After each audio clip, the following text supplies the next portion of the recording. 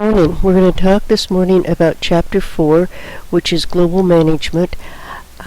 This is a really important chapter for everybody, simply because this is happening right now, and we've all experienced some angst from this globalization in one way or the other. So what we're going to look at today is the collapse of time and distance, and what are the three important developments of globalization. We're going to look at international management, kind of what to expect and what characterizes a successful manager. And then we're going to also look at why and how companies expand internationally. Then we'll look at some of the organizations that are governing or regulating this expansion worldwide. And finally, we'll look at cultural differences. We're going to do this in two parts because I have a feeling this may run into a 30-minute lecture, which I don't like to have you sitting there for 30 minutes. So I'm going to try to keep it at two 15-minute lectures.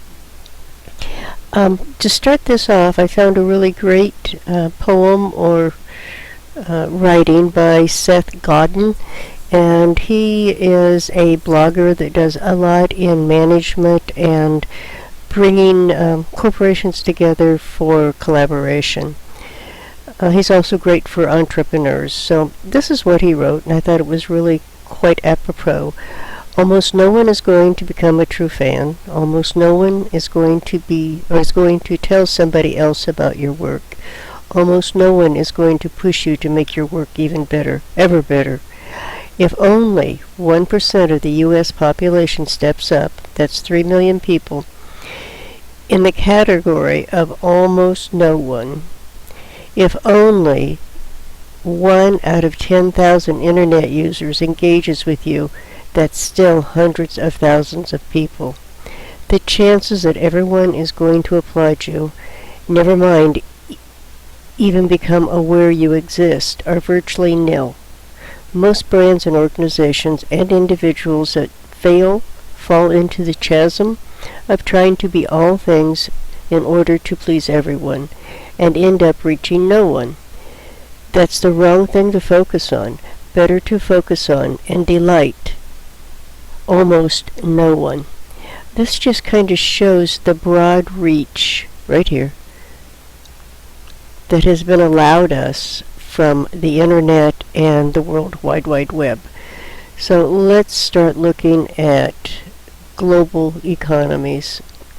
We will discuss at the beginning of class is how to be successful abroad, and just thinking about it. Many of us haven't even thought about becoming a world citizen.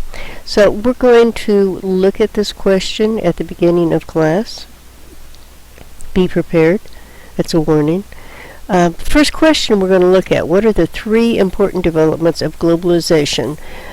What three important developments of globalization will probably affect me?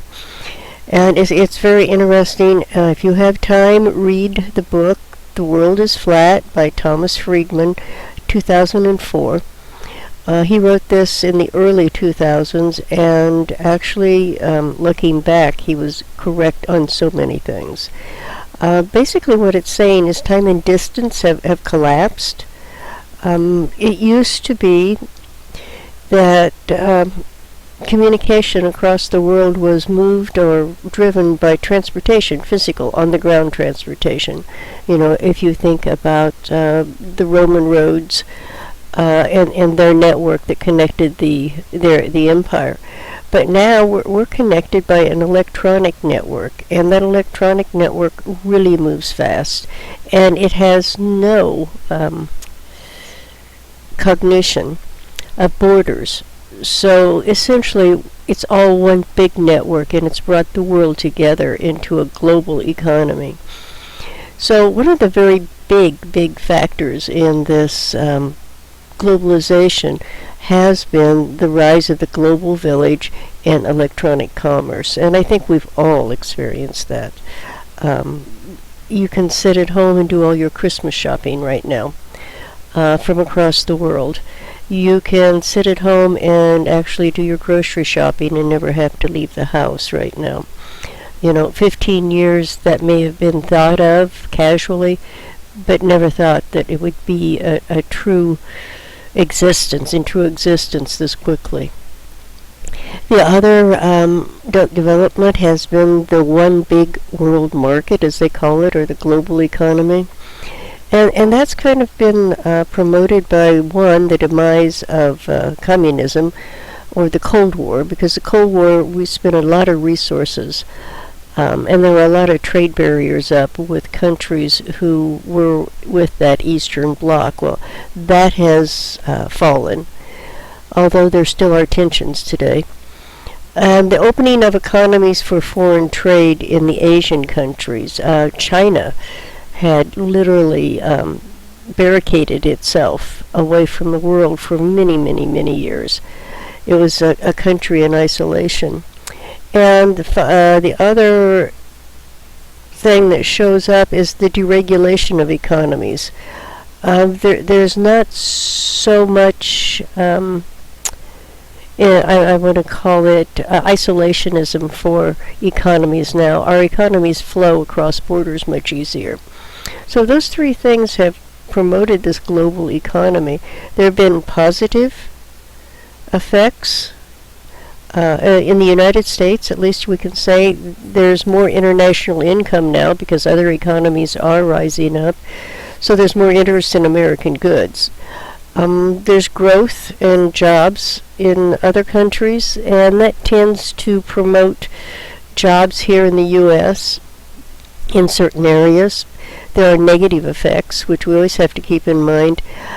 Since our markets are more connected, there's more chance of an influence from an outside source. I mean, if you think about the European trade bloc that they've created, the EU as they call them, they've had some fairly catastrophic events in their economy, which has affected the U.S. economy. Or if you want to look at China right now, China's economy is slowing down, which in turn will create a ripple effect in the United States. If that economy were to collapse, the world economy would collapse, whether our economy is going good or not right now. And finally, many American jobs have been outsourced simply to continue the growth of jobs in other countries. So those are the negatives, and these are the positives. They seem to be weighing each other out. In America, our jobs were just finding different jobs or creating different jobs. We've also had the rise of mega mergers and mini firms. Not so much anymore the mega mergers. I think the mini firms are taking off a little bit more.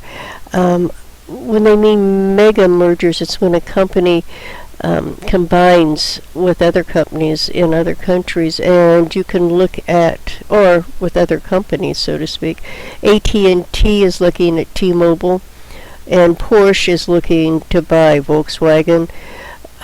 See, in the recent news, I think it was Walgreens and a Canadian company merged. So there are large companies that are merging together with other large companies, creating this mega merger, which takes you across borders very quickly and very easily. So that does flatten the economies, the world economy in particular. And then there are mini firms, which are so easy to set up because of the internet. If you have a good product, you can put up a website and become an international company overnight. And they're very flexible, which gives some bigger companies a run for their money. So we will have a class discussion about how to start a small company and any ideas you might have to use eBay or become an international company from your living room. A question? Select all that apply. What are the 3 important developments that have helped flatten the world? Next question we look at in this chapter is, why learn about international management and what characteristics the successful international is a what characteristics the successful international manager has.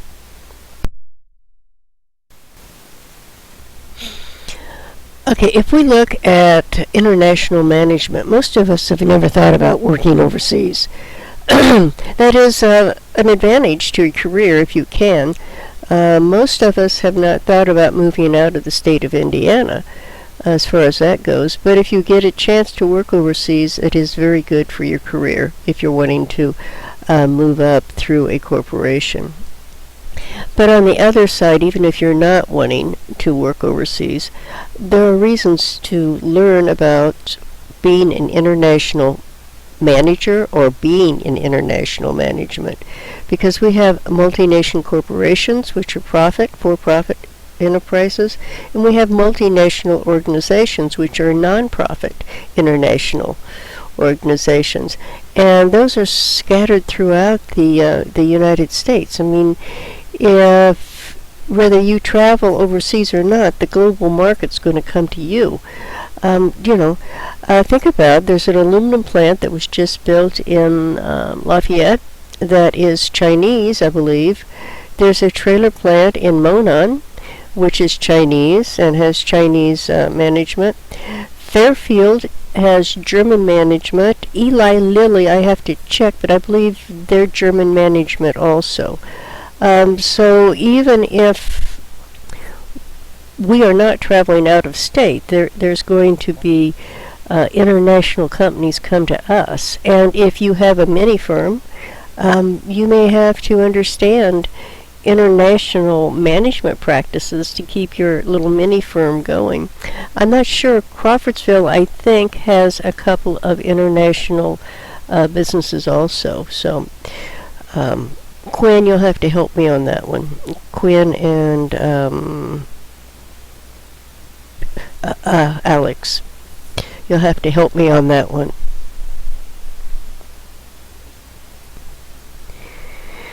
So you will have international companies all around you, and you will probably need to understand how they operate. You also may deal with foreign employees or suppliers. You may work with a foreign firm in the U.S. Just as I've mentioned, Subaru is one out of Lafayette. So their manager's outlook may be different from yours. And you may work for an American firm outside of the U.S. Caterpillar sends their people out across the world in many cases. So you may have many opportunities to become an international manager. So a successful international manager, what does that take? Well, it appears there are three attitudes that are predominant among managers. There's the ethnocentric, wow, that's hard to say, ethnocentric manager, which says we know best, which pretty well says it's the American way or not. There's a polycentric manager who says, well, I'm in their country, they must know best, so we will do it their way. And then there's the geocentric manager, and that is somebody who looks at it and says, we're going to do what's best and what's most effective, regardless of the origin. So what that means is you may use a hybrid of both native and home-based management style. And you must be very flexible if you're going to be an international manager. So in class we're going to talk about what it takes to be an effective road warrior, and just see if everybody realizes what really needs to be done when you are a up-and-coming manager with an international company. Question: true or false? A global manager, I need to proof my work better, right? A global manager should be ethnocentric in their management style.